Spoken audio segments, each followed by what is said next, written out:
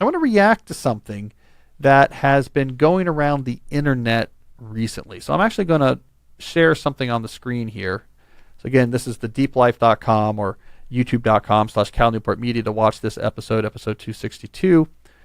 I'm loading up a YouTube video. I won't have the audio on, but I have closed captioning on. All right, so this is a video from Better Ideas, a popular channel.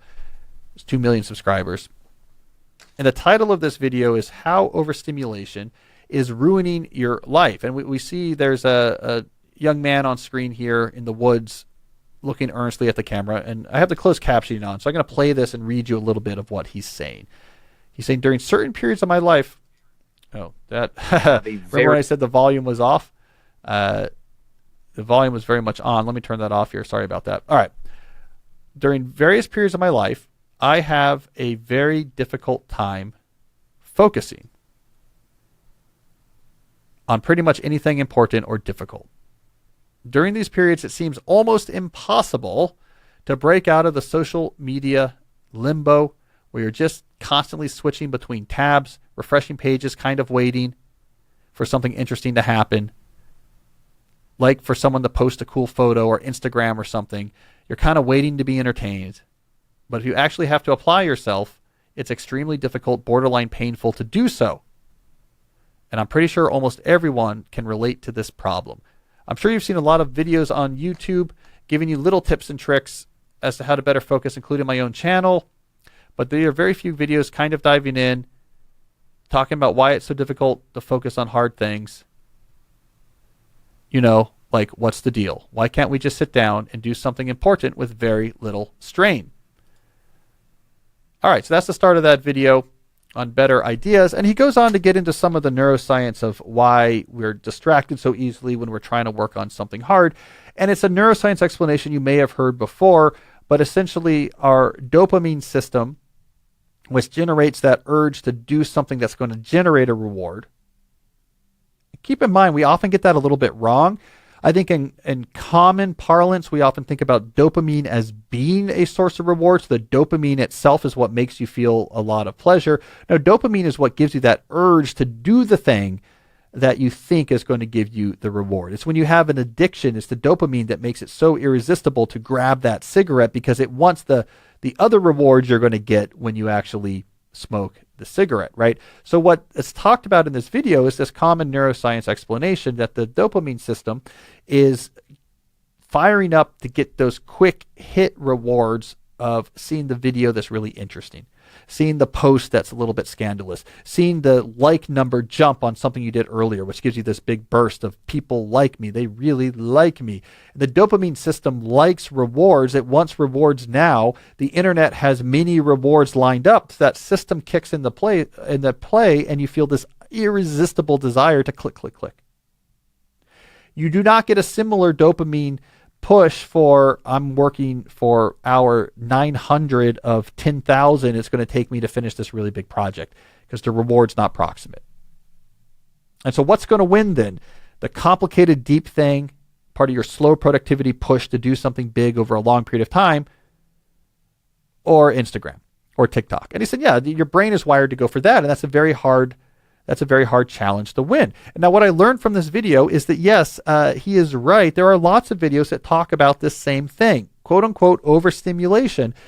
People are really feeling it. And I think young people are feeling it harder because they have more targets for their dopamine systems. They've more acclimatized their mind to all of these various rewards, and they're very good at these various rewards. There's so much pulling at them that young people in particular are really finding, yes, this is ruining my life. I can't do anything long-term, deep, cognitively useful. I'm getting bad grades at school. I can't advance in my job. I can't produce something that I really want to produce. Those of us my age or older maybe say, I distract myself too much and it slows down me doing important work. Young people really do feel like it's ruining their lives. So what should we do about it? Well, I thought, I can offer my own advice here. I mean, this is something I've studied and written about for a long time. Kind of wrote the definitive book on the power of focus and why you should cultivate it. I've been thinking and writing articles and books about this for a long time. So I figured let me review here on the podcast my own very complicated multi-part system for combating online overstimulation. So get a pad of paper ready because you don't want to miss step 9 or 10. There's a very complicated explanation for how you're going to have to very carefully navigate the online world. All right, so it's going to be very complicated. Are you ready? Okay, here it goes. Here's my solution. Don't use things that cause overstimulation. All right? Now, I mean, I'm being a little bit facetious here, but honestly, the answer is as simple as that. Dopamine system's powerful, so don't give it the targets that it's going to fire up for. You have to actually remove most of these sources of overstimulation from your life if you really want to start thinking and producing original thoughts at a high level. There's not these complex habits and careful ways of navigating your notifications and when you use this and when you don't use this. I'm telling you this as someone who thinks for a living and studies people who thinks for a living. The more sources of overstimulation you eliminate from your life, the easier. And we, of course, know this type of abstention approach is effective because we see it with other things that historically have hijacked the dopamine system and caused a lot of trouble. We do not tell people who have an issue with smoking, okay, we need to build a complex system of where you have cigarettes and where you don't, and you don't want to have it in the car, but you will have it here, and we're going to have an app that keeps track of how many cigarettes you've had, and then try to and then during certain periods, there's a time lock that locks off the cigarettes, and you can't have it during that period, but you can't have it on this period, and we do a week on, but you don't smoke on Saturdays. No, we just say you got to quit smoking. It's the same with a lot of other addictions like this that people have trouble with. But we resist applying that type of clarity and abstention to online overstimulation. So let me get a little bit more granular about this. Social media, this is a big source of it. You got to just basically get this out of your life. If you have to have some social media for professional reasons, it should not be on your phone. It should be on a boring computer. It's something you should do on a schedule or hire someone to do on your behalf. It should never, ever be something you go to when you're bored. It should never be a source of distraction. It should be, I'm an author, and I set up my Instagram post in a shared document on Google Drive. Here's the photos, here's the text, and I have someone who posts it Fridays and Mondays. Or if I have to do that, I log in the thing on my computer, I post it, and then I shut it back down again. All right? So if you have to use it professionally, it's on a computer, it's boring, you never use it as a source of entertainment. You don't scroll online news. Look, you're not a editor at Gawker. You just get out of that world of online news and discussion. You don't have to be a part of it. How do you keep up with stuff in the world? We talked about this earlier in this episode where I gave advice to Reading Guy. Subscribe to some email newsletters that you read when you can that gives you interesting perspectives. Listen to podcasts, maybe listen to a daily news roundup podcast if you want to be kept up with more current events, right? Or listen to something like Saga and Crystal's, their Breaking Points podcast, where they go through 10 stories about what's going on in the world. Podcasts are fine, right? Because it's something you have to turn on and listen to. It's not a knee-jerk distraction that your dopamine system's going to kick into. No one is like trying to write and halfway through writing, like, and quickly turn on a podcast. TikTok can do that. Online news can do that. Twitter can do that. Podcasts, they're fine. Newsletters are fine. Maybe even print out the articles you like and read them when you get a chance. That's fine. You'll be informed. You got to get rid of all that online news. What about YouTube? YouTube is tricky. Why is YouTube tricky? Because I think video is the future of independent content creation. But the recommendations sidebar on YouTube can make it into one of these dopamine inflaming sources of distraction. So when it comes to something like YouTube, you have to use it one way and not another. So this is maybe the place where I come closest to the navigation lines that you hear in a lot of these online videos. But I do think YouTube is a source of information. YouTube is become more a source of entertainment, high quality entertainment that rivals what you would get on TV, but it's also a giant source of distraction. So how do we make sense of YouTube? Well, here's my YouTube strategy. So in order to preserve YouTube as a way to look up instructions for things, which I think is a great use of YouTube. How do I change the oil in a Honda Odyssey? You look it up on YouTube. You can see a video of someone doing it. It's better than trying to find an article. To preserve that use of YouTube without it making a dopamine inflaming system, get one of these plugins for your browser that you use YouTube on that gets rid of the recommendations. So what you can do is you can search for something, you can see the search results, you can click on a search result, you can watch it, but there's no here's what's coming up next, or what about this and what about that. So that one type of plugin alone makes YouTube into a fantastic library without it being something that you can use as a source of knee-jerk distraction. Because again, when you're working on something hard, if you have blocked YouTube, you go, oh, let's go to youtube.com. You don't see anything. You have to search for something and find something. It's not a highly salient source of distraction. Now, what about entertainment on YouTube? Because again, I think this is actually important. I'm a believer that video trumps audio. The future of independent content is going to be video. I mean, this is like radio became a big thing until television was around, and then television just smashed the market share of radio. It was just so much bigger because humans like to see faces. Humans like to see visuals.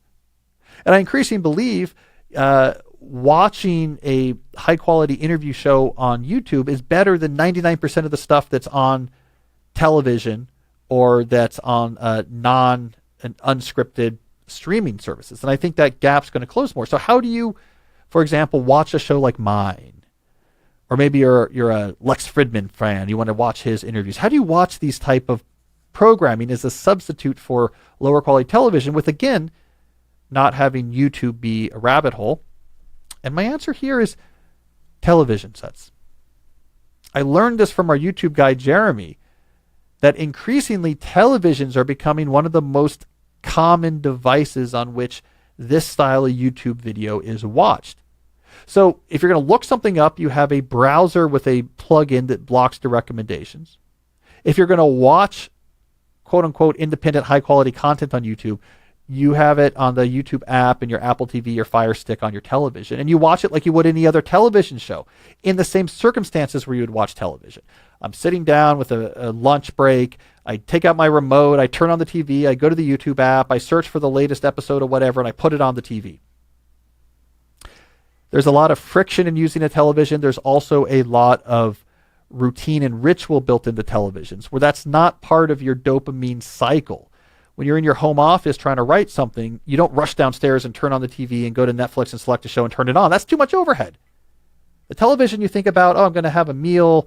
I'm taking a break. It's a big production to get it going. So you move high quality independent media consumption to the television and looking up to a browser protected, a plug-in protected browser. Now you don't have to worry about something like YouTube in your life being a source of distraction. Also throw in place better, less dopamine susceptible entertainment sources to fill the gap that the highly salient distracting content is probably filling right now. Get back into music. Go see good movies and read about them before and after. Read much more books.